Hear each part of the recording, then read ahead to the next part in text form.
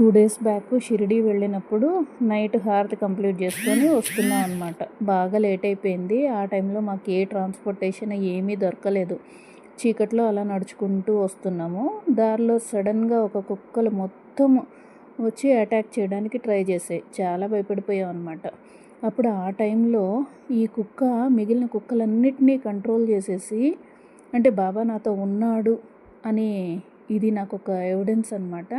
ఎవరైనా నమ్మొచ్చు, నమ్మకపోవచ్చు, ఎవరి ఒపీనియన్స్ వాళ్ళవనుకోండి. బట్ నేనైతే దీన్ని బిలీవ్ చేస్తాను. అది వాటన్నిటినీ కంట్రోల్ చేసి మాకు ప్రొటెక్షన్ ఇస్తూ, మేము ఎంత దూరం అయితే వెళ్తున్నామో దారి మొత్తం మాతోనే ఇలా వచ్చింది. మేము లోపలికి వెళ్ళేంత వరకు అది ఆగి అక్కడే చూస్తూ ఉంది. సో ఇది నేను పక్కాగా నమ్మిన ఈ నిజమండి.